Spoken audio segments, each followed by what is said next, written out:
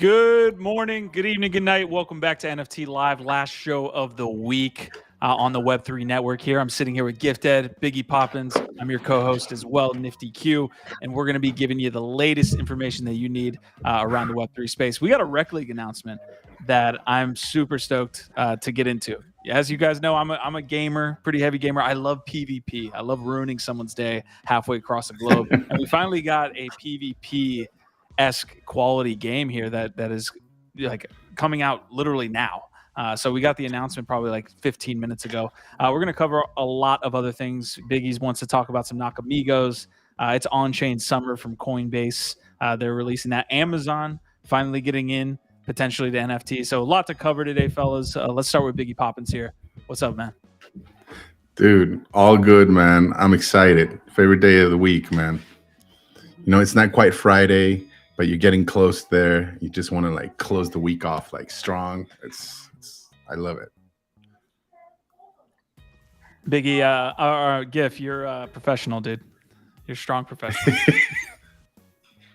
I was gonna say, as I was unmiking myself, it's almost Friday, which is one of my favorite things to say.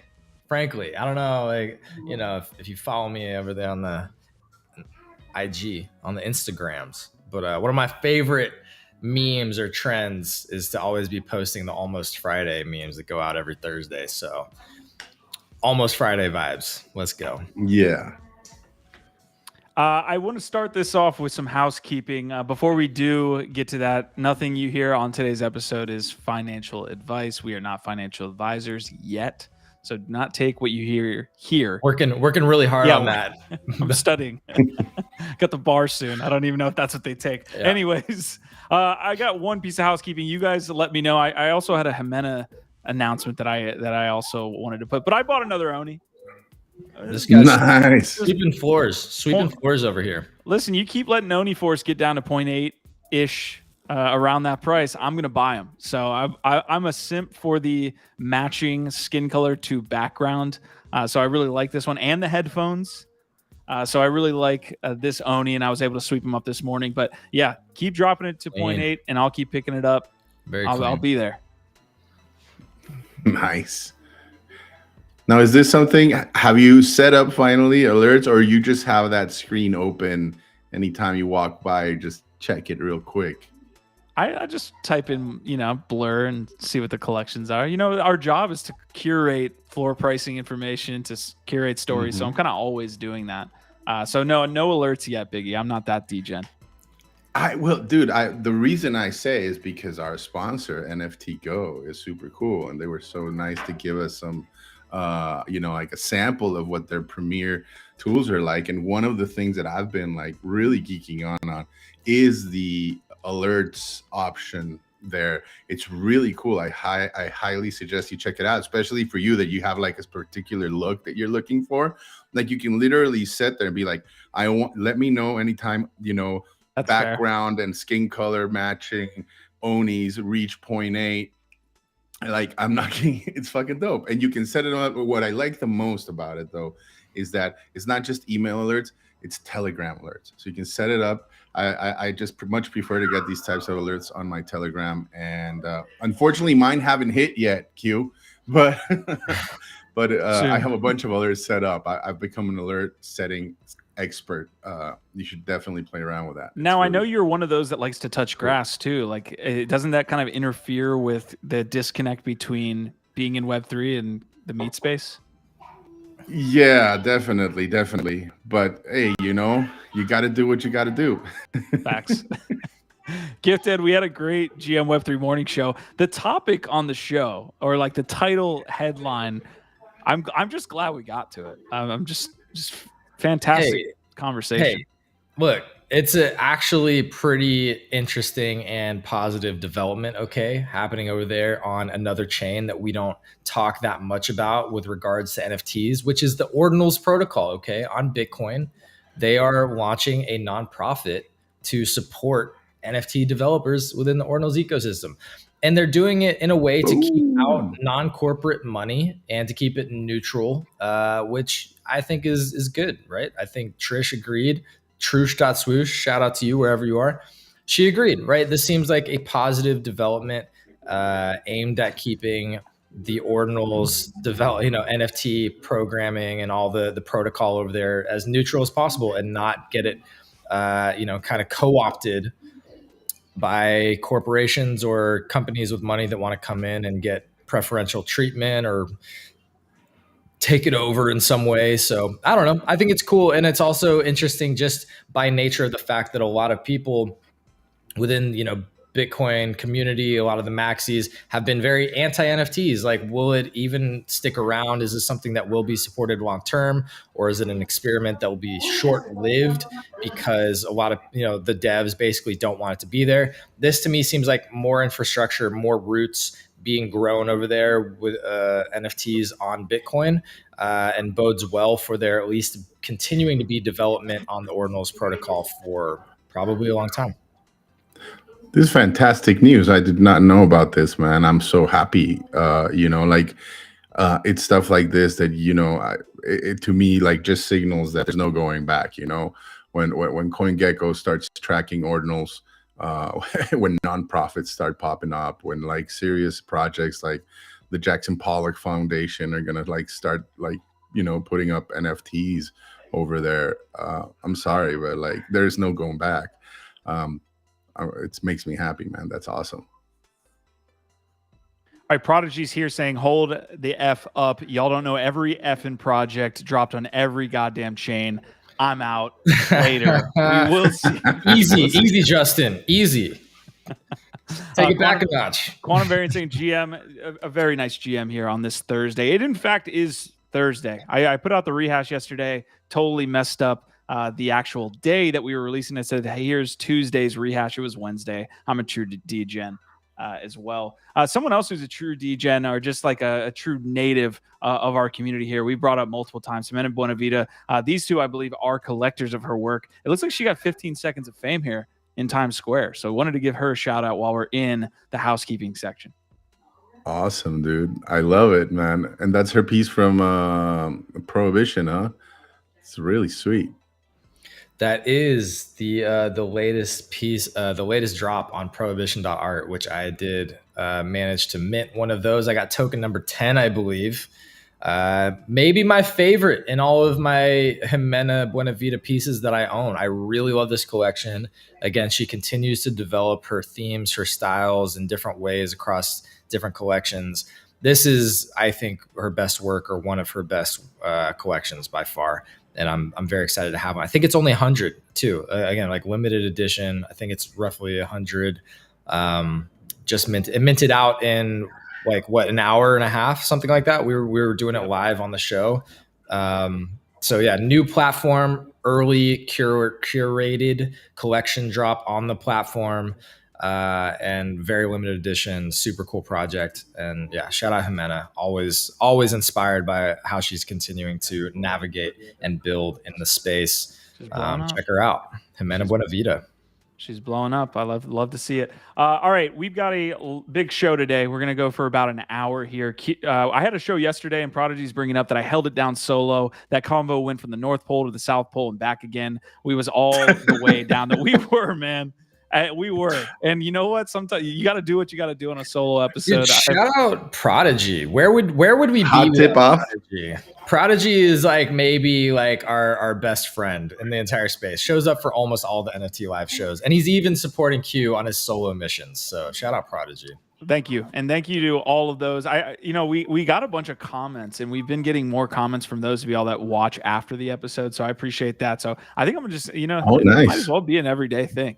Those people aren't real. Those people aren't real. They don't exist. Stop stop acting like there's a bunch of people that are watching the show after it's recorded. Don't fade the bots, Gift. Don't fade the bots. The bots count too. I'm clearly joking for them. Wow. I'm clearly joking. About half of the viewers on the show actually consume it later after it's live. So probably more. So even if you're not here with us right this moment and you're catching us later, we appreciate you. Shout out to you, and we joke. All right, to those of you that do that, I think it's like 8x actually. Prodigy's actually coming through with the next poll that I am about to release in live chat. So one of the cool features of actually having being here live while we're doing it. I know you guys have jobs and responsibilities, so you can't always be here. But if you can, we do polls here live. So we got the GM poll up. Hopefully you guys can take a look at that if it's up. I don't know. It looks like I'm having some issues there. But the next poll I want to throw up is, who do y'all have on Saturday? Jake Paul, Nate Diaz. If you keep rooting for Jake Paul, the world is going to end, okay? That's all I have to say. That blonde Kardashian needs to get knocked out, and I am praying and hoping that Nate Diaz did not get paid outside of the ring to take get the knocked fall, out. Yep. and that he slaps the living bejesus out of little Ken's face. He's going with the Stockton slap. He's pulling out the Stockton please slap. dude, I'm praying for an eye poke. I'm praying for like 2 or 3 eye pokes too. Fuck it. A guy can dream. No, man. Diaz brothers for life. Wow, there's some animosity happening on this show right now. Look, I'm not a big Jake Paul or Logan Paul fan, but I think Jake is like the lesser of the two evils. I don't necessarily There's a have difference. I don't necessarily have anything. Well, yeah, I mean, okay, maybe I don't know as much about the litany of things that Jake Paul's been up to as I know about Logan Paul, has a well-documented history in the crypto space of not great behavior or projects. So I don't know. I just hope it's a good fight. And to your point that there's not shenanigans happening behind the scenes that make it unfair. Yeah. All right, I've got the tweet up there. I'm trying to make sure I have this next topic, which is going to be our major topic for the day, at least the breaking one. And I in fact do have the right tweet up. So here's what we've got. We had an announcement yesterday that was kind of shrouded in mystery about this new NWay Animoca Brands, and Yuga Labs partnership or collaboration. It was said to be powered by ApeCoin. So everyone was like, what the hell's going on here? Well, we got the announcement. Let's watch it together. This just happened an hour ago. So we're going to kind of go through this with y'all. Hopefully we can enjoy this together.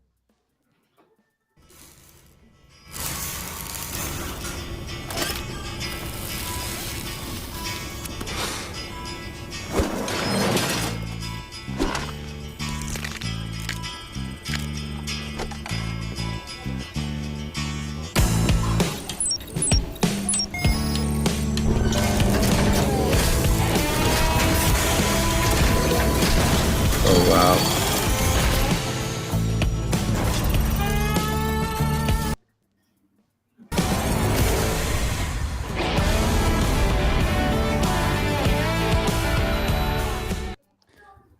All right, so that was one of 3 trailers. That was announced, I believe, from Rec League, but obviously it was Yuga focus, right? You saw the ape. You saw, I thought was a heavy metal. I thought that mech there was a heavy metal. Apparently it's not. But we're going to break down a little bit more. Let me throw one more trailer at you guys. This is the official kind of gameplay trailer. And then we'll kind of Trailer Maxi's here, man. Let's watch all 3. I love it, dude.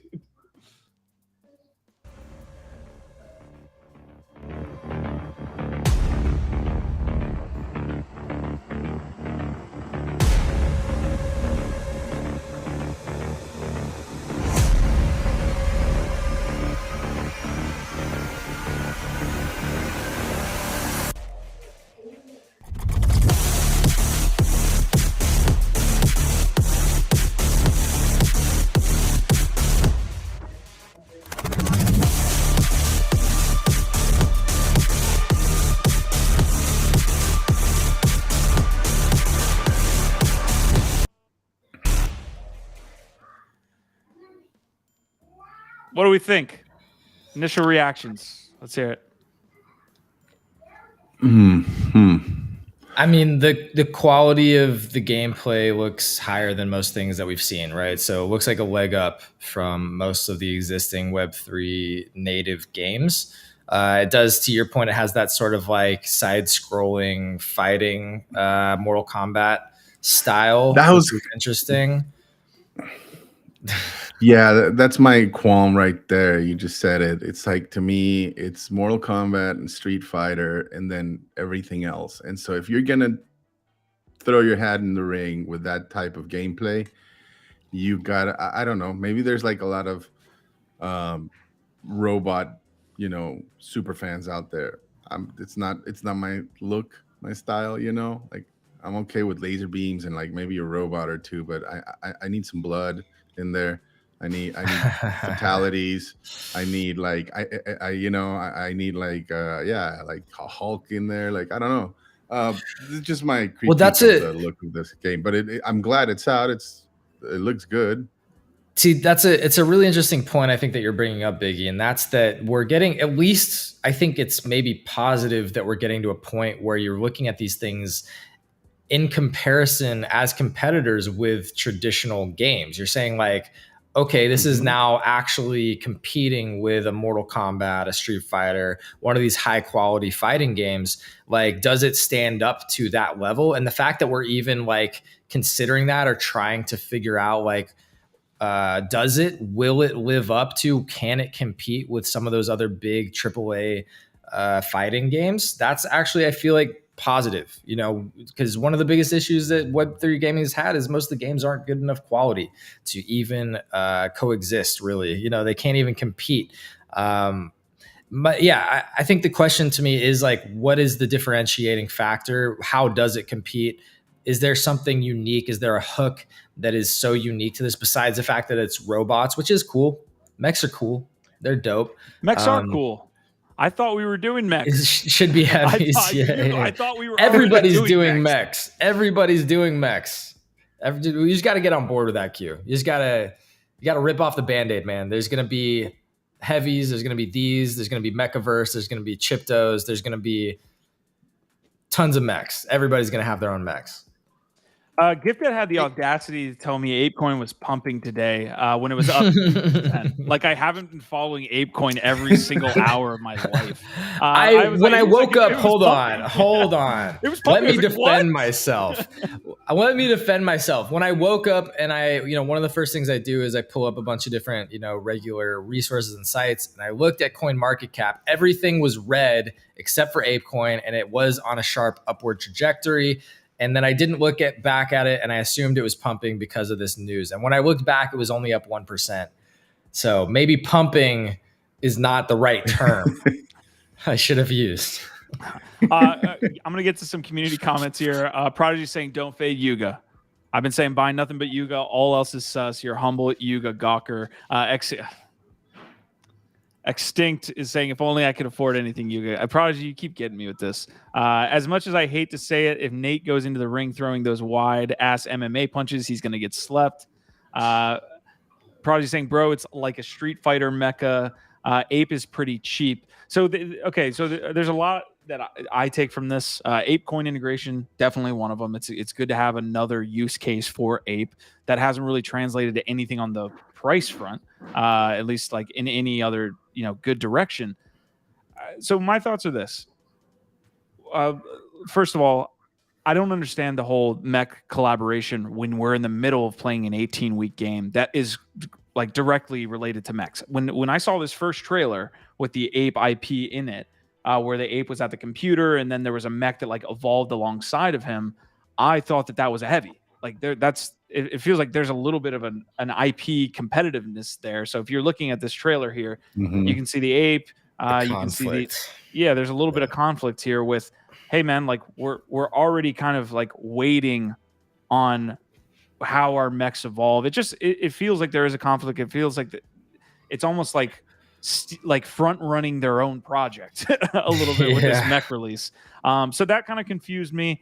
Animoca Brands is related to this. That's all you have to know about that. Everything that Animoca Brands touches at some point does extremely well. Now everything's been volatile, right? So a sandbox or a F1 or all of these things will do well for a very short amount of time and then lose interest, but some have done well over the long period. But anything Animoca touches is relatively golden for a certain amount of time. And I got some others, but what's up? Well, Extinct saying it feels more like a mobile fighting game. I am very interested in like how accessible and easy it's going to be to jump in and play. Like, can I pull it up on my gaming PC and play with my Xbox controller? Is it fun? Yes. You know, that like I want to know that part of it. The other thing that I think is really interesting, actually, that I for some reason just hadn't put much thought to, is that Yuga Labs is partnering with a bunch of other games and IP outside of their own to have ApeCoin integrations. I mean, like we had known that they were doing like, you know, collaborative merch, things like Gucci store, you know, Ape, things like that. We know that they have their own IP and their own games that they're working on to integrate Ape. For some reason, I just hadn't been like, oh, they could actually partner with a bunch of different IP and have ApeCoin be the, you know, the currency within a ton of different games that they don't have to actually build. And that to me just unlocks even more potential for where ApeCoin can go. So I think it's actually really cool that there's going to be a game that is not even a Yuga IP, that they don't have to invest a bunch of time and energy and resources, that's going to be using their currency. Yep. And then think about the collections that are also going to be using ApeCoin, right? You're thinking about World of Women, you're thinking about Meebits, you're thinking about Cool Cats, all of those things that were in the Yuga trailer and other side, those collections will likely use Ape in some sort of fashion down the road. The other part of this is going to be a mobile game. We've sat up here and talked about how mobile, especially in countries in Asia, in other parts of the world, mobile is first sometimes over desktop even. So the fact that this is a mobile game as well, I think it's both. I don't know if we can jump into the details here just to close this out, but it's definitely mobile. I love that because of the access it provides to more gamers. But let's jump into the post. And guys, feel free to hop in whenever. I'm just going to be reading from the announcement from NWay. So NWay Play is the studio, it seems, that's behind this, and they're releasing Rec League. So they're saying Rec League, an entirely new project that marks the next chapter in the evolution of fighting games, competitive gaming, and esports, developed by NWay in partnership with Animoca and Yuga, our Season 1 collaborator, with more marquee brands to come. Rec League is the most ambitious Web3 gaming venture to date. Okay, we'll see. A lot of bold words. Rec League is about using NFT minted parts to build mechs that compete in Web3's first real-time PvP fighting game. So I will say that's the other piece that I really like about this, and I'll keep this super brief. We've seen Dookie Dash and some other Web3 games that have gone viral, quote unquote, on crypto Twitter, right? You saw all the scores being shown, the trailers being, or like people playing it. That was PvE. I think the virality goes 10x when you start competing against other people on crypto Twitter, saying, yo, me and Gif were fighting, and check out this trade. Check out how I kick Gif's ass in Rec League and things like that. Like, I think PvP is a full step above from the virality aspect of getting this game out on crypto Twitter and, you know, in the broader space. It's more social when you're competing, right? Exactly. Yeah. And to be fair, you were competing in Dookie Dash. It was just, you were competing on a scoreboard. All right, fighting games traditionally have a set roster of fighters for players to choose from and pit against one another. Rec League is changing that. Each fighter is a mech NFT crafted and owned by its creator. This looks incredibly in depth, by the way. We haven't seen this level of depth of items in the NFT space yet. Like, yeah, look, I mean, that's cool. NFT crafted and owned by its creator, composed of 10 distinctive NFT parts that determine how the mech will play and look in battle. Each owner chooses which 10 parts go into each mech they build, resulting in more than 1.5 quadrillion possible combinations in Season 1. Nice. If you guys see any comments as well, let me know, and we can pull those up. Assembled mech NFTs can be disassembled. Their parts can then be used to augment or create other mechs or sold on a marketplace like OpenSea. The more mechs you build, customize, and compete with, the greater your rewards and accolades. Okay, collaboration with Yuga. So we have a big drill fist code. So we have a CODA sighting here. Season 1 kicks off today, showcasing our collaboration with Yuga as Rec League joins the extended Yugaverse. In Season 1, Rec League will incorporate 4 Yuga collections: Apes, Mutants, Kennels, and Kodas. All holders of these 4 collections will be able to claim a free Founders mech containing a fully constructed mech that will not be able to be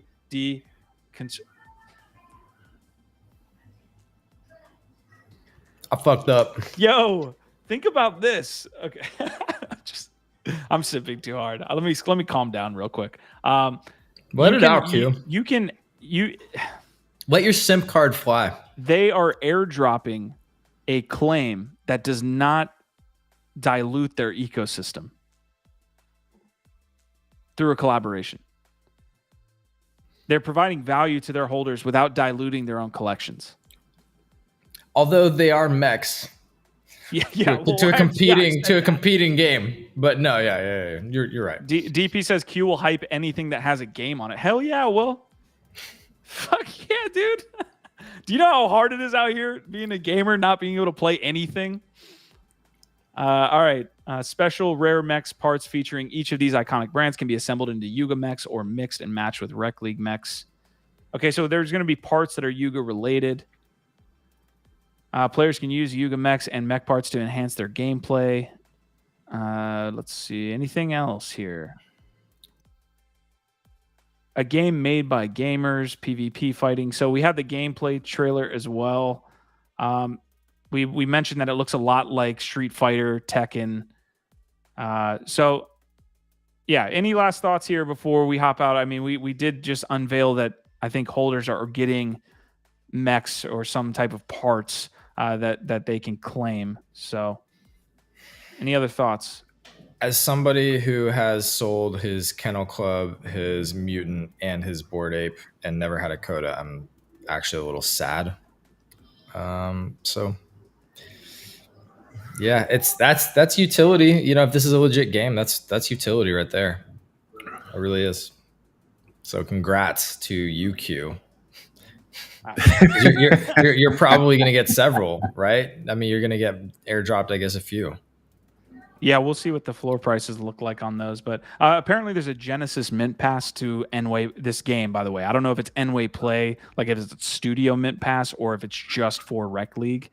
But they're going to be releasing this. Would you buy one of these, Biggie? Like this pass reminds me of, like, we've been talking about Grails with Proof Collective up here, but just a gaming sector play. I need to play the game first and foremost, to be honest. I always I'm very picky about, I don't know. I've never been a big fan of the keyboard based games. Like, I need a controller, or mobile works fine as long as they don't make it too complex, you know. I think if they do it well, yeah, I could consider that, you know. I find these types of games like really entertaining, especially like, you know, when you got a couple of minutes waiting in line or this or that. It's like, it's a lot of fun to just play those, right? But for me, it's all about the gameplay. I need to see the game in action, you know, really experience it. It's very important. I like that.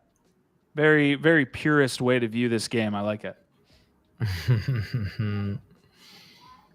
And I really want to see what these, like you said, that this part where you can like assemble your own mech, that looks really interesting to me. Like, I hope that it's not just an aesthetic, you know, like they're not just like aesthetic components, and like that they actually carry like different payloads, as I would say, you know, like certain weapons, like, you know, cause more damage, and you know, and like are more limited and like harder to get. Like, I hope that they put in that complexity, that it's not just cosmetic, you know. That'd be very important to me. There's a little bit of an issue with that. Okay, so we see that in trading card games, the pay to win aspect. You don't see that in games like League of Legends, where you can't buy a skin that makes your character stronger. You know, so there is a very, very thin line there. Because what you end up having is the whales get to play the game at a higher clip and get to, you know, be better, whereas in League of Legends, it's just all across the board. But they all have different strengths. All the champions have different strengths, and also how you build them out and play with them will change the power, the payload, as Biggie called it. But yeah, it's not financial related. It's very difficult to balance all of that, to your point, Q, and like, and then also add in the incentives and what are people actually buying? Like, what's the marketplace for it? Yeah, again, creating real games that are actually competitive, fun, and also lucrative it's really difficult, man. So hopefully this is good. All right, so we'll end off here on the Rect League, but that's pretty cool. Is it? Yeah, it's Rec League. Sorry, but that's a pretty cool advancement here for Web3 gaming. It happened really quick. I mean, we didn't. It looks like there was people in the know on this that were potentially getting like alpha play or advising on it, but I mean, they announced it yesterday. I have a feeling as things go by, we're going to see a lot more of that, like stuff that comes seemingly out of left field that they've just been quietly building throughout this bear. That I find very exciting. It would suck if like everybody knew and was expecting it. Like I like flash in the pan out of the left field kind of thing. It's a very different approach from what Ether did, which was hype for over a year with delivering almost nothing and poor execution, right? So hopefully this is the opposite of Ether, where it's a very short marketing window and then actual good product and execution at the end of it. We'll see, but we'll be here covering it. Smash the like if you haven't already. Help us get some more friends to come and check out all this awesome info that we're covering. We appreciate you.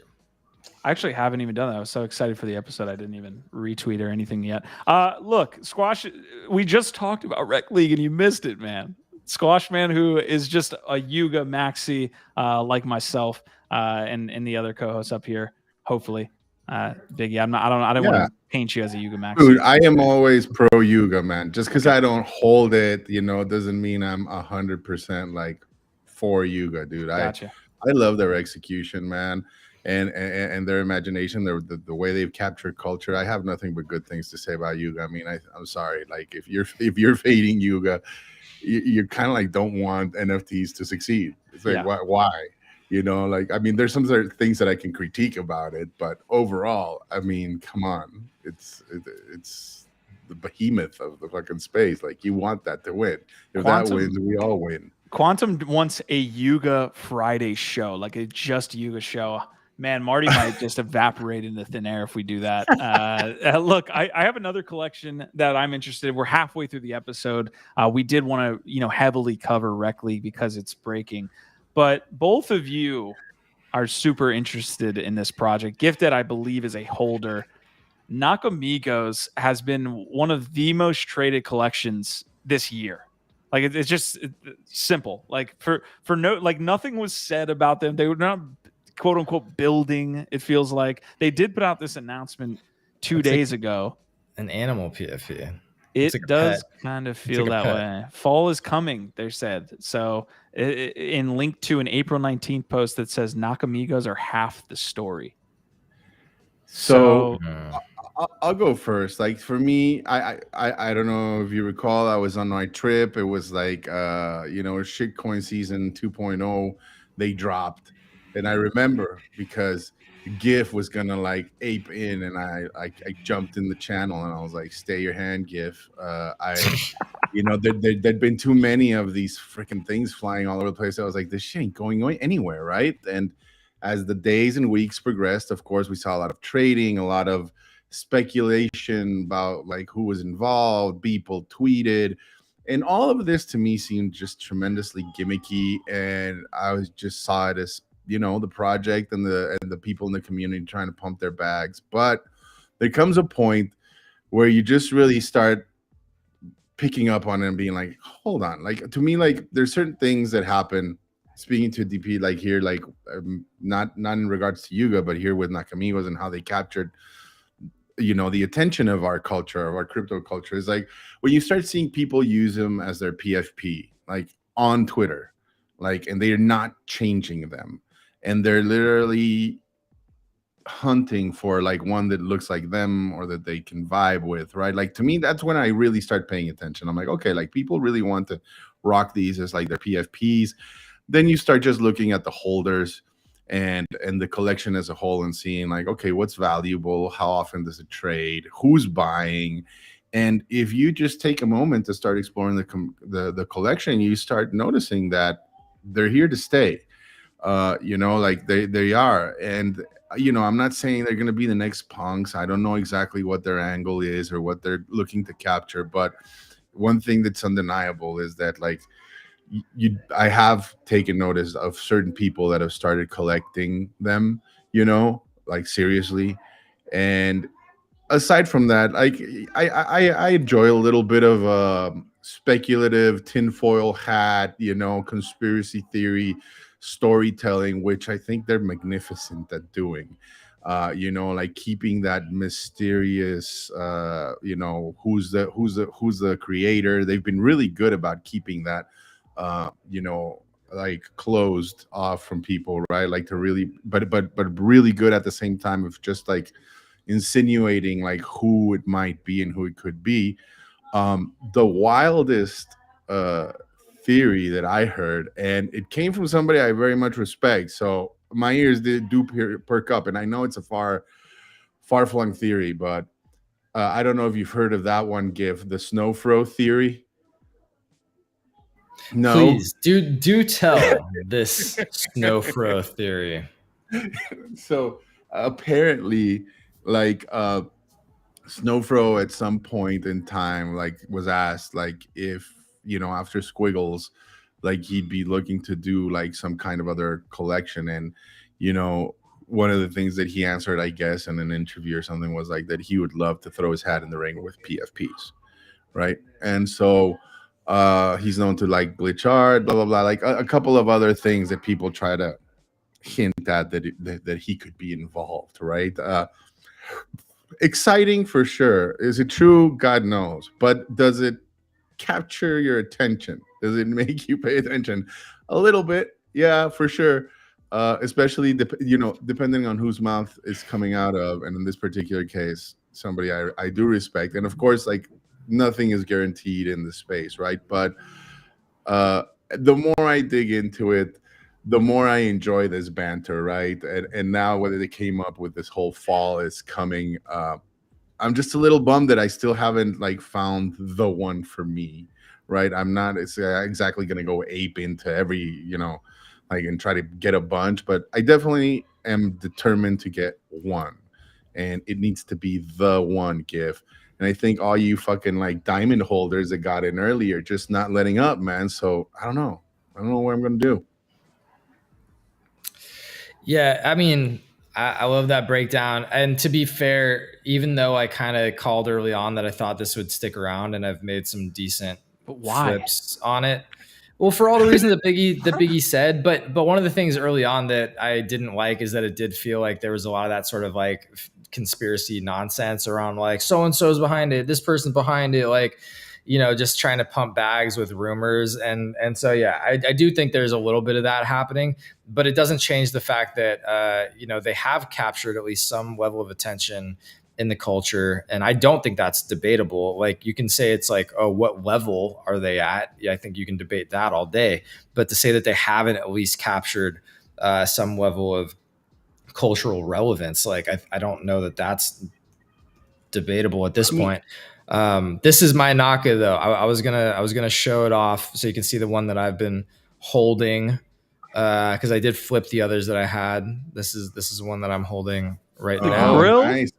Gold grill. I like it. Or just yellow teeth. You never know. I feel like it kind of looks like me if I like had a baby with Fun Uncle, So that's what I like about it the most. Yeah, it's got the hat, it's got the beard, and I don't have yellow teeth or a grill or a floral Hawaiian shirt, but you could see it. Pretty dope, it's like man. Masvidal without hair. And the collection is very varied. Like it's not like easy to like just quickly break down, right? Like the rares or what's coveted, like it's really well varied. And like some of the like for example the nakeds, I don't know like if you've seen those, like there's a couple that are like very few traits and like they're not easy to find, and it's not because necessarily that they're rare, it's just the community like it's very tight-fisted about them, right? But also if you see like their bigger rares, I mean dude, they're selling like one or several ETH and not easily, right? Like people are really hunting for them.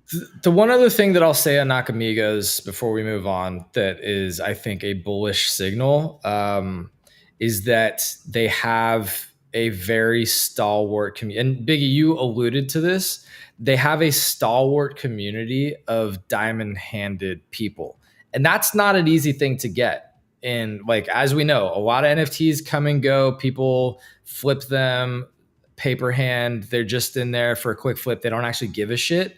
But Nakas have a bunch of people holding them that really believe in the project that may not even be talking about it. Like, they're not out there every day fucking shilling. They're not out there every day. Like, there's not just a bunch of people just pumping the bags constantly. There's clearly a lot of people that are just quietly holding, that believe in the project. And again, whenever you see that, it's worth paying attention to that, because that's a hard thing to have right now, especially in this market. It is interesting too, because the longer they go and the longer they're around and have a stable and an increasing floor price or anything like that, regardless of what they're doing, the more the meme has solidity or like solidifies is what I'm trying to kind of work out. So it's kind of like that Lindy effect that they talk about. So the longer they're around, the more chance they are going to be around in the future, which is interesting to me. I faded them too, Biggie. So I don't know. Yeah. I know, man, for the longest time.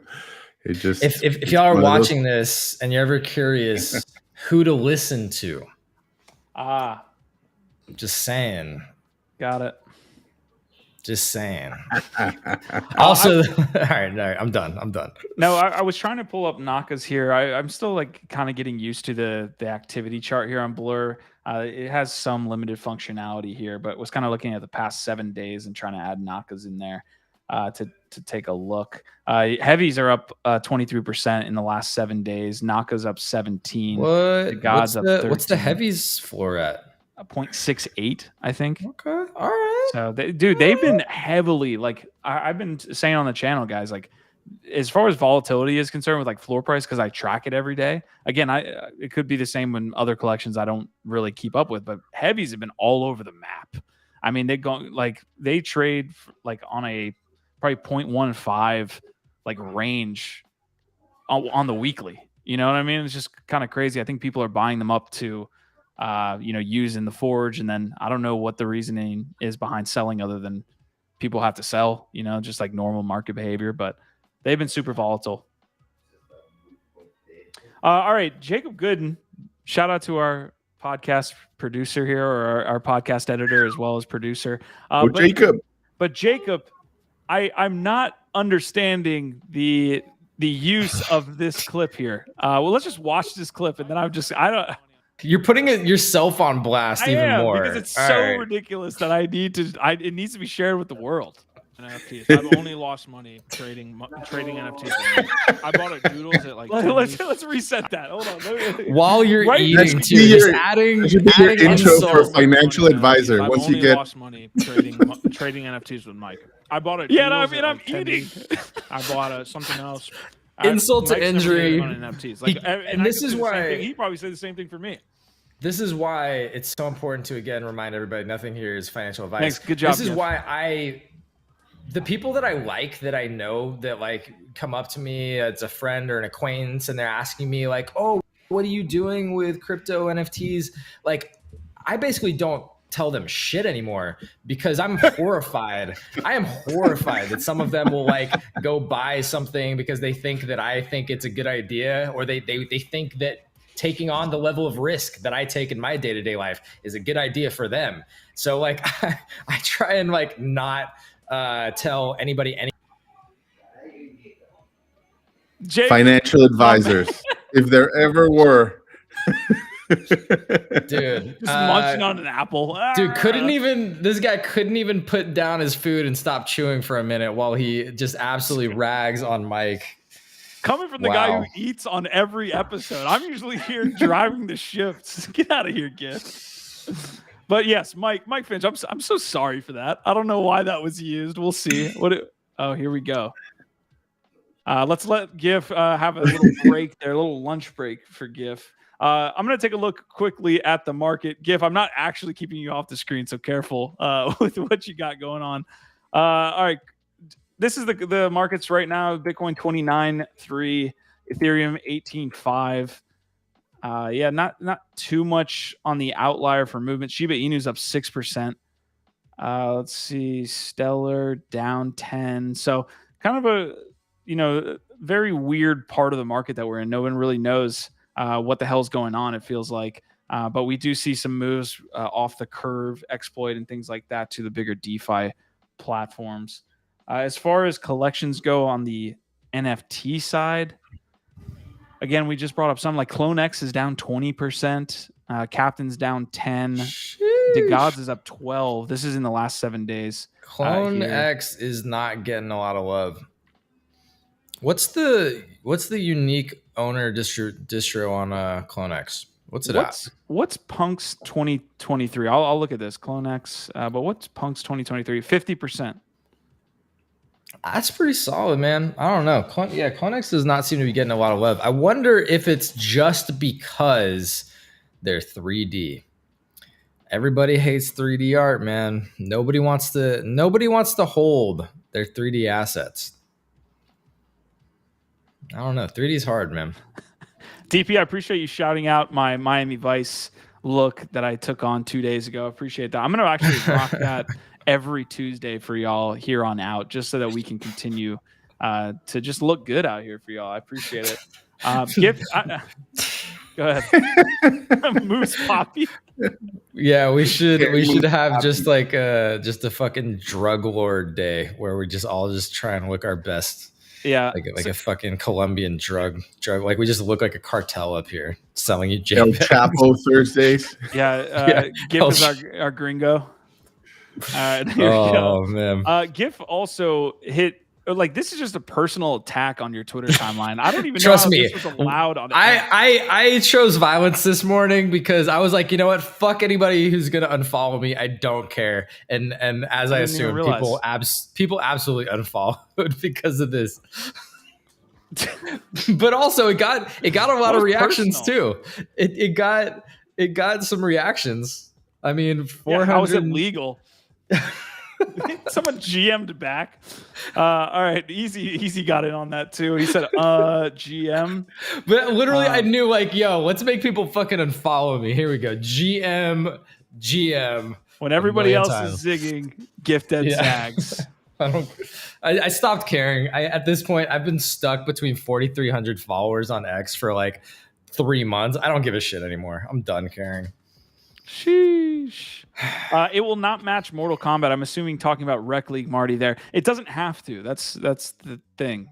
There's not like a binary. It has to compete with Mortal Kombat. All right, we're gonna move on here to the next large story. We have Amazon to get to before we end out today, by the way. But Coinbase, we've been covering the bald ridiculousness, the degen casino that happened over there for like 72 hours. But Coinbase is ready to roll out their public mainnet. Okay, so we got this announcement from them this morning. I'll play the trailer because we are trailer maxis, like Biggie Poppins said. All right, hold on.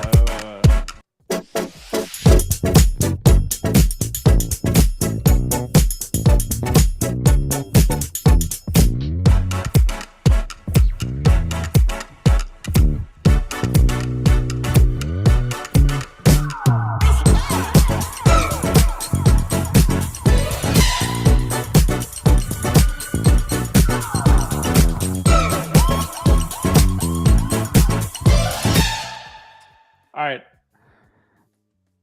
I'll go first. However dog like marketing and however dog you think that the NFT marketplace that they launched in 2022 was, I feel like this is the opposite. This feels like an actually awesome rollout. I feel like they're going about it the right way. I think they're targeting the Web3 culture here as opposed to saying, hey, all of the retail folks that trade on Coinbase will come over to this NFT marketplace and buy NFTs, while we were all looking at it like, what the hell is going on here? I'm not going to go to Coinbase to buy an NFT. Clearly, retail had no interest. Now they're targeting via their layer 2 here, Web3, in my opinion. And I think this looks like a good rollout. I mean, you've got a hell of a lot of collaborators here as well. We can go through them. But what's up, Gif? You look skeptical. I'm not gonna lie. I'm not sure what I just watched.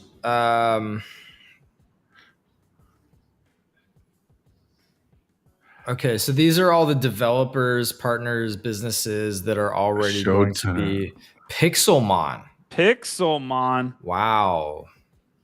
Stand with Crypto is their own initiative. Yeah, friends with benefits within there too. Yep. Parallel. Okay. Yeah, very urban outfitters, says DP. I agree. I'm like, that's why I'm kind of like, I'm a little shook. Like, I'm like, what is going on here? My only small critique here is that it feels a little bit like jambalaya, right? Like they're putting in Atari, OpenSea, and then it's like friends and benefits and Pixelmon. Yeah. I get it. Like you need to kind of like throw spaghetti at the wall and see what sticks. I do like the marketing. I love the language, using summer, mint summer, or was it on-chain summer? It's great. Summer's almost over. Yeah. Kids are back in school. Kids are back in school. I was going to say it's like 2-3 more weeks. Web3 I definitely would have liked to see a little more direction, but you will not win here on this channel.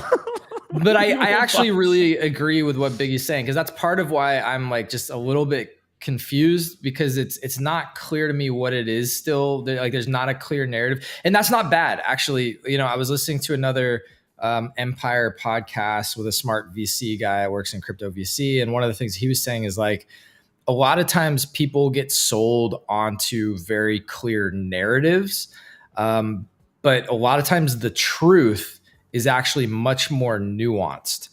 And so, what he invests in and what he's saying is like, look, I'm not looking for the clearest narrative.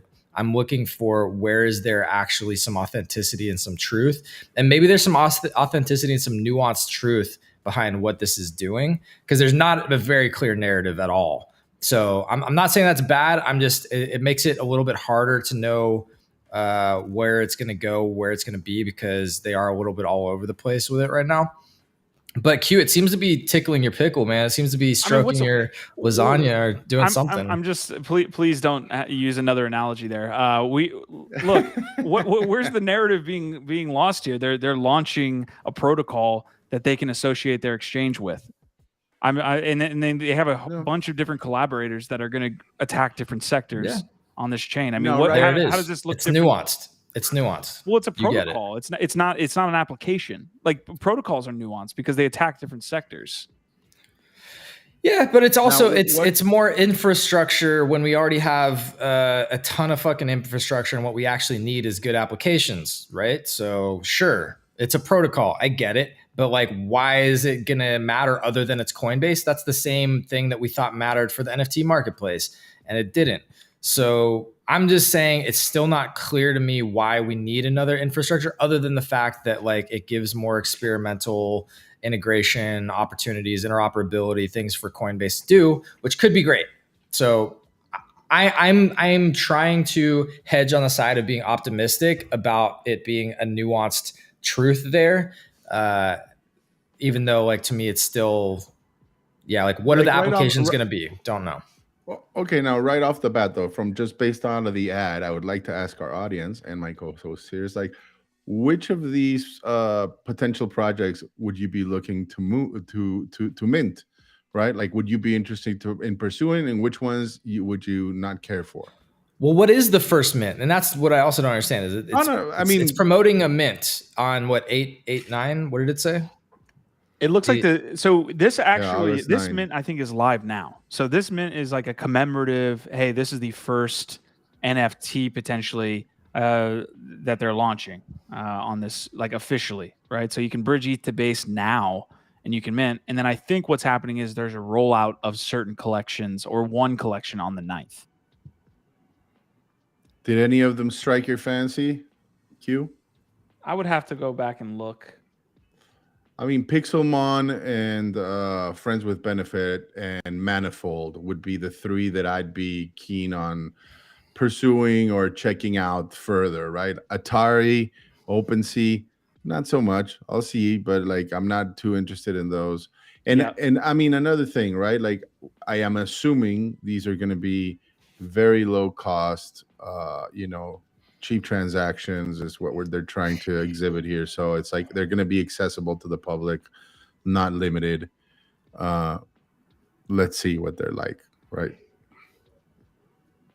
Prodigy says trash, no like. Not even Pixelmon Prodigy or Friends with Benefits. Those are cool projects. I can see them coming up with something fun. Maybe Parallel. I think Parallel. The first one there is Parallel that they show off, and that's probably the one I'm most interested in. We've been covering Parallel for a little bit here. Coca-Cola, kind of. I mean, it depends on what that looks like. Some of these just don't like. I don't participate in. You know, like Zora Marketplace is dope. I like Zora, but it's Pixelmon. I mean, we're in NFTs, so I'm familiar with that. It's just kind of. Do you think they probably set a cap at like minting price for these, or do you think it's going to be just like set your own? I for some reason I have a feeling like they're meant to be accessible.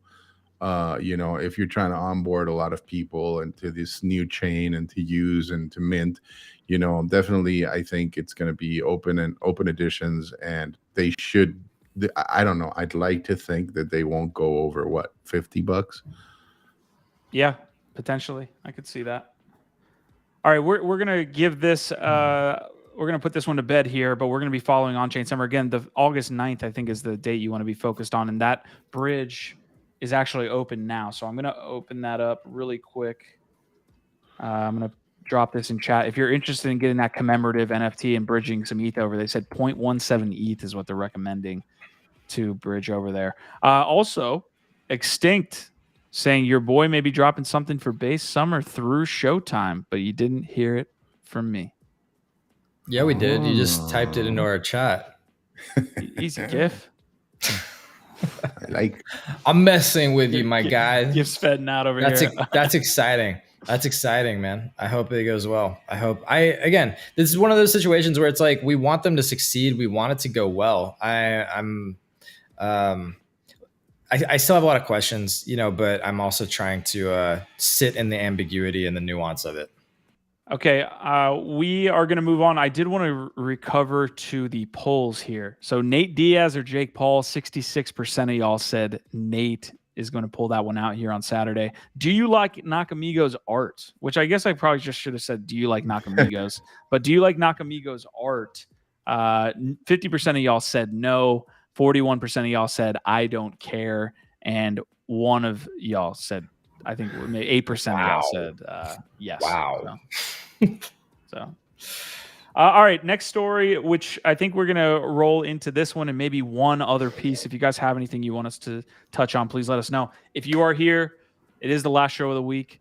We would like a little thumbs up action if you can, just to get the word out about the episode. That would be awesome. So I've got it here as Amazon inching closer. Now it's tough for me to talk about Amazon and NFTs and Amazon and Web3 because we've touched on the Amazon marketplace. We thought it was coming in the summer.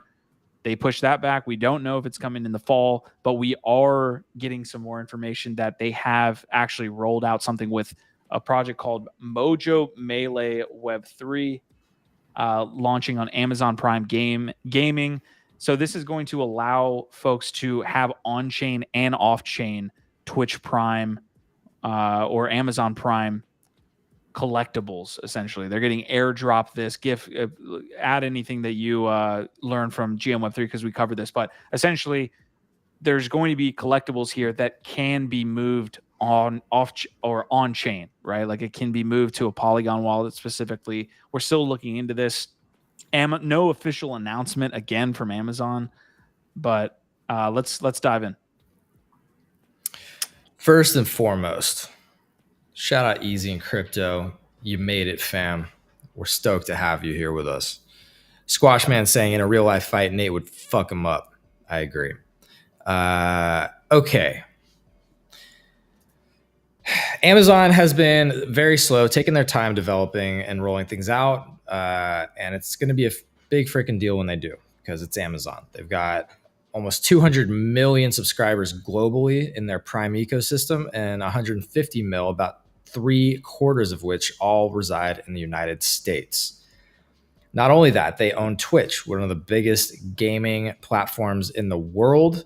And we know that gaming and gamers love digital assets. They've also already, over the last couple of years, successfully deployed digital assets through things like airdrops, rewards programs, incentives through Twitch and through Twitch Prime, to the tune of millions, maybe 6-7 million, something like that. Somebody check me. Don't quote me on that, but millions of digital assets have been successfully deployed already through the infrastructure that Twitch and Amazon and Twitch Prime already have. So they are primed, for lack of a better word, to really take over the Web3 gaming space and do it in an awesome way, have a lot of impact in a very short amount of time if they can execute it well. We also know Amazon has amazing execution, tons of resources. The one thing that I'll throw in here before I have to go open the door here is that if this is on Polygon, like this is another massive win for Polygon. It looks like it is. And if you look at the Polygon charts, I think it's still undervalued. Not financial advice, but yeah, this could be huge. All right, I'll be back in a sec. Great pun there, Gifted. We appreciate you. Yeah. And then you failed to mention, like, they do have like their gaming platform, right? Like kind of like Stadia, you know. I know they also have that, which I'm sure they're looking to integrate that with Twitch and this. Do they have a console game? They have a console? Yeah. It's called. I think it's like more. I don't know why I want to go to Spanish. It's like Morena or More or something like that. But yeah, they do. And I mean, I like this. I had a Stadia and I enjoyed it very much. And then they rugged me, and and for Cypherpunk, and I just refuse to, buy in again until I know that they're here to stay. Now, I love Amazon, and I think that they will play it differently. But it's exciting to see, man. Like, I think people aren't aware. Like, these are just like I would say, like, the above the fold moves that Amazon is making, right? Because infrastructure wise, there it is, Mojo, right? It's called Planet Mojo. Yeah, I think, yeah. Yeah, Mojo Melee is the game. There's okay. This is a quote from the CEO of Mystic Moose, I guess the studio behind Mojo Melee here. We're thrilled to be working with Prime Gaming to bring Mojo Melee to Prime members with monthly free drops of on and off-chain items. This is a massive opportunity to let players enjoy our game and experience the power of Web3 gaming assets. Okay, it's called Luna. It's the Luna wireless controller that Prime has, and gives you access to like a whole bunch of different games. Yeah, man, I think more exciting than this, again, like above the fold moves that they're making and partnerships with Polygon, I think, is like the amount that they're throwing into like infrastructure and cloud computing and all these data centers for use with AI. I think it's going to be tremendously successful. I don't know. Like I always put Amazon like as a step above, the Googles of the world, right? Like when Bezos makes a move, like he's not like dipping his toe in the water. He's thoroughly jumping in. So we'll see how it plays. It looks like we're inching closer to Amazon getting into NFTs, Web3, Twitch Prime integrating some type of like on-chain movement would be absolutely bonkers for just integration and adoption of this stuff. I don't think this is going to happen overnight, man. Like I think like people think we talk up here and say like, oh, Amazon's gonna change the game. It might take 3 years. It might take 4. But these moves actually get us headed in the right direction. Also, on-chain is starting to become something I'm hearing more. I know Cooper Turley is a guy that I followed for a long time here. Had him on the channel and things like that. He was saying on-chain is like the next, it's how we're going to talk about NFTs, or I think he was saying something to the same sort. I could see gamers talking about NFTs that way, like maybe on-chain versus off-chain assets they vibe with a little bit more. I don't know if I believe fully that narrative of like we're going to call everything on-chain instead of NFTs, but I think there's something to that. We're seeing more on-chain usage. Yeah, and First of all, Goat shouting out Stadia. Man, that was a hot moment, wasn't it? Yeah, it totally flopped, didn't go anywhere. So yeah, there's no sure thing here. This stuff could totally fail. But there's also a lot going into it that sets it up to succeed. Squashman saying that he tried signing up earlier, got pretty far before website crashed. Not sure if it's back live, but it did require to make a vault similar to Reddit. That's what I think is going to happen. They're probably going to call them digital collectibles. Yep. We already know the marketplace is probably Amazon digital marketplace or collectible marketplace, whatever. So yeah, everybody looking to Reddit again as the leading case study for how this is done well, onboarding existing massive communities at scale who may or may not be friendly to the concept of NFTs in the first place. We also know Reddit's been consulting with Google on some of their recent Web3 developments. So I wouldn't even be surprised if Amazon didn't just look at Reddit and their success, but actually has been talking with Reddit. I wouldn't be surprised if in the background Reddit is consulting Amazon on this shit too, which, you know, to me, if they're going that model, whether or not Reddit is involved directly is bullish because of how well Reddit has been able to execute on their specific custodial vault digital collectible strategy. Also, to Marty's point, GIF saying doesn't like Anon founders, but simps for Naka seems hypocritical. Maybe a little bit, Marty, but let me say this. To Q's favorite saying, would you rather be right or would you rather make money? There's a lot of people that dislike Elon Musk. And a lot of those people who dislike Elon Musk and let that guide their investment decisions were shorting Tesla stock. Where are they now? Fucking nowhere, dude. They got fucking wrecked. So the point is like, yeah, I'm not a fan of Anon founders. I'm even more skeptical of any projects that come out from Anon founders. But if I see something that actually resonates with the culture that might still be a decent project, I'm not fully above buying in or trying to make a flip on that. So yeah, man, you're right. There's a little bit of hypocrisy there. For instance, like I wouldn't want to support Trump NFTs. That's just me. But it doesn't mean that if I wanted to try and make money there, I probably could have. So I don't know. I don't know for sure that there's anything nefarious behind Nakamigos. But yeah, I don't love that it's anonymous. Yeah.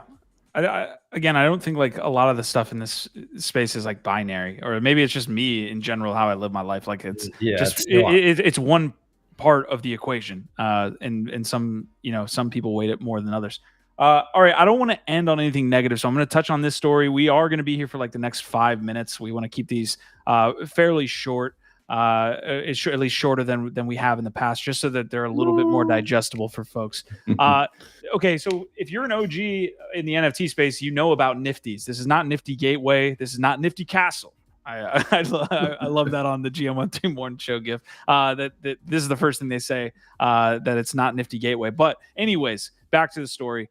Niftys is shutting its doors after 3 years in this industry. They were one of the first and had one of the largest drops at the time with this Matrix drop in 2021, I believe. So they were super. They might have even been late 2020. This is how early Niftys was. They were pioneering bringing larger brands into the space and dropping different collections and seeing how that all went. I think they minted out 100,000.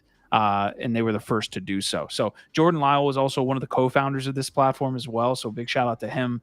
Well, it makes you wonder where they would have gone if he'd stuck around and still been leading them, Yeah. And maybe Jordan saw something that made him make that choice, right? But they work with Space Jam. They worked with again, Matrix was one of the largest drops at the time. Game of Thrones is one that's thrown around there, unfortunately. But Nifty shutting its doors again. If you're an OG in the space, it is a sad day. Like this was a platform that, like at least was innovative for their time. Kind of sucks. That being said, the drops and the way they went about a lot of the post, I guess, what do you say? How would you even say that? Like maintenance of the community and pushing utility forward, they just fell completely flat. So. Biggie, I don't know if you have any thoughts, man. I know you were around in those days. Yeah, I mean, not surprised. Not surprised. I think, aside from the Matrix drop, right? Like that Game of Thrones one was just pathetic. So it makes sense. Like I do think like with these projects, after a while, like there is a threshold that if you cross, like it's very hard to claw your way back into the good graces of your collectors and the people you extracted money from. And definitely Niftys is one of those that I think I think it overstated its welcome, and it's impressive that even still with Lord of the Rings there were people willing to buy into the project because of the love of the IP, right? And as much as like I want to hate on like the platform, Nifty platform, like in the end, that's only part of the, I mean, I don't want to say it is completely their fault, but also the owners of the IP that actually allowed that to be released in the first place, right? Both Matrix and Game of Thrones. So, good riddance. It's showed a certain immature business model specific to TV, film, entertainment coming into the space to try and sell collectibles without understanding the space, without trying to create unique, valuable experiences, being too extractive.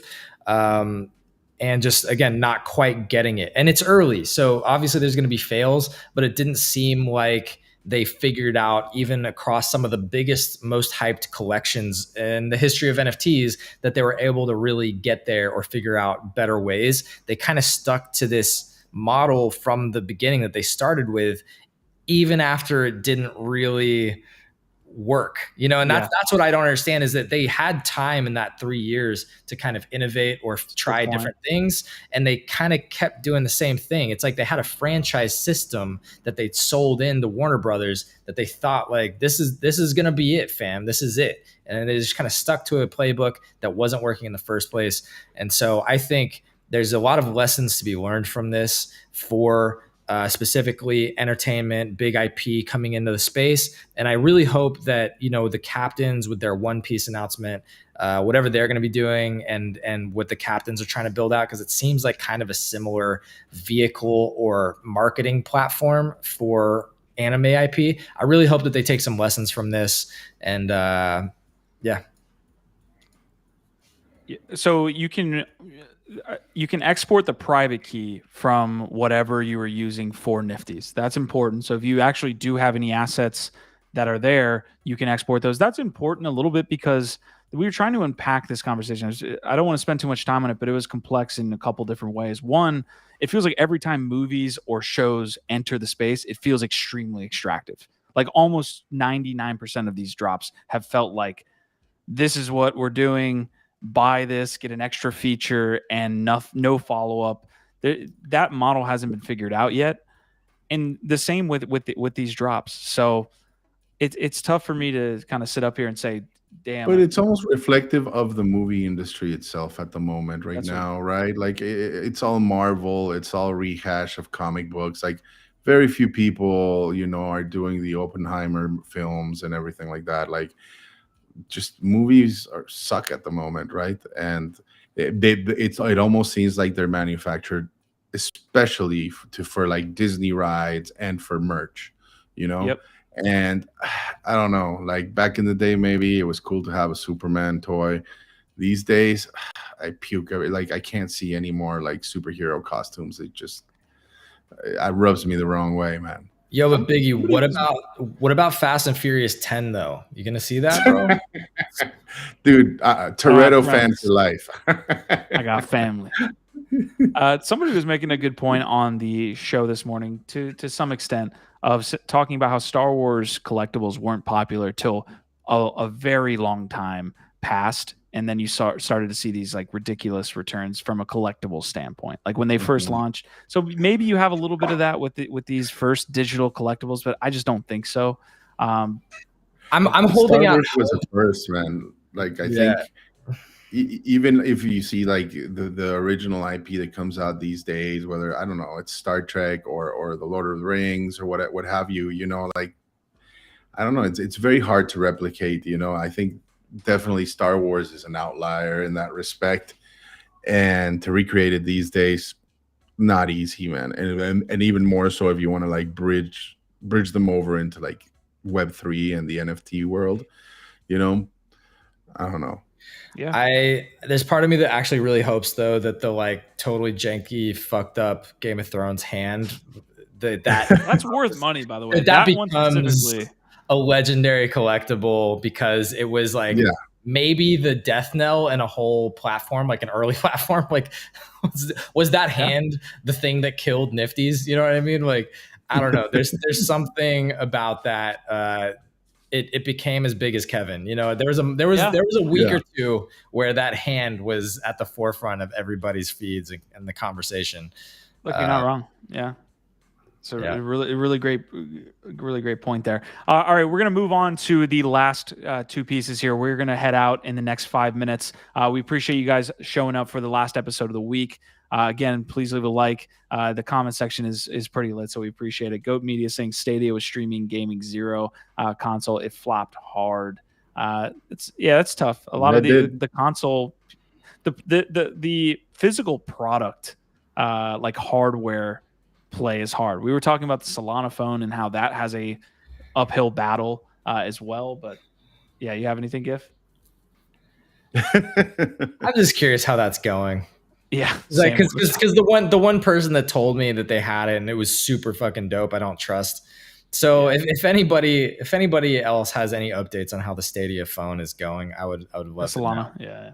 Sorry, phone. All right, this is the last pieces I have. If you want me to pull something up, fellas, let me know. I can do so. But these are the last two pieces I have. Again, we covered this yesterday, the leaderboard and for these community points. But there was an update from Starlordy. So again, Oni Force has launched this essentially reward system that rewards people for having their PFP, their Oni PFP as their Twitter picture. So again, that is the story. But then we have Starlordy coming through and saying, just wait until we announce our season 1 prizes. So again, there's going to be some type of prize that you can spend these community points on. I think it's a pretty cool little, and it's not going to like change the history or of Oni, or like it's not the craziest update, but I think it's a positive move. And then the last piece that I have here is just a funny tweet that I thought was it very interesting in showing the example of the space.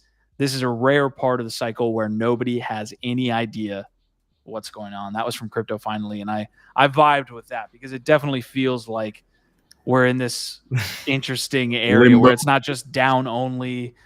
We could potentially see 2,500 from ETH in the next month and people wouldn't be surprised, or we could go down to 1,600 and nobody would be surprised. It's very weird.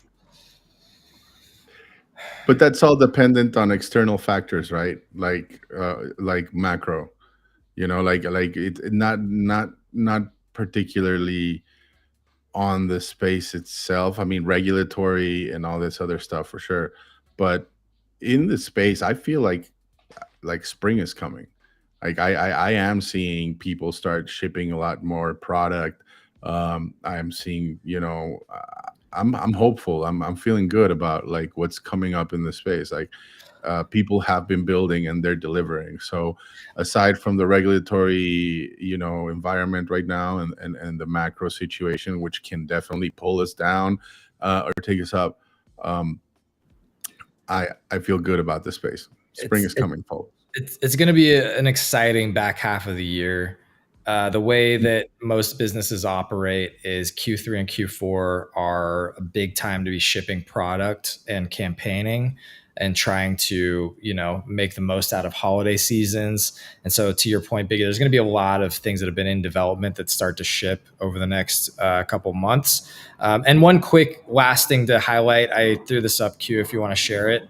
A lot more progress or development on the ETF side. Apparently a ton of ETH ETFs just got applied for with the SEC as well. So Bitcoin ETFs and ETH ETFs continue to move forward and be a hot topic within the traditional finance world right now. And, you know, we are expecting, I believe this month, I think in August, we're expecting this to have some of the final decisions on some of those BTC ETFs as well, right? Because in there, like Can't wait. Rocket, yeah. Yeah. So Yeah, somebody's getting a Biafam NFT. One of By us. February, someone will get it. Anyway, I also sent you a link, Q, that I think some of our listeners might want to look into. Again, DYOR, NFA, but in this channel for some time now, we've been discussing the impact that Blur farming and Blur has had on NFTs, and this is another very prominent and well-known tool that many of us use. And they recently launched what they called their Genesis keys, and announced their future token. I believe it's called ME, or I forget what it's called. But more news is to follow by the end of this month, and I'm excited, man. These guys are builders. I use this tool a lot, and I enjoy it. And there seems to be an up and coming competitor to Blur, which I look very much forward to see what they're coming up with. It's really cool. Like obviously there is going to be some type of incentive to trade on their platform and try to get as much of the token as you can. The Genesis keys are pretty accessible. You can find them on secondary at the moment, but again, very serious team, builders, and I'm just excited that we're going to have yet another marketplace that is going to throw their hat in the ring against OpenSea and Blur, and we'll see how it does, man. We need this. So that's a huge update, man. I appreciate you bringing that to our attention. Is there any like actionable item? I was actually listening. I couldn't find out how to mute that. So was there any actionable item for MINTIFY right now? So right now, like I think the best thing you can do is, again, NFA, DYOR. They have these things called Genesis keys, and they have 3 different tiers of them.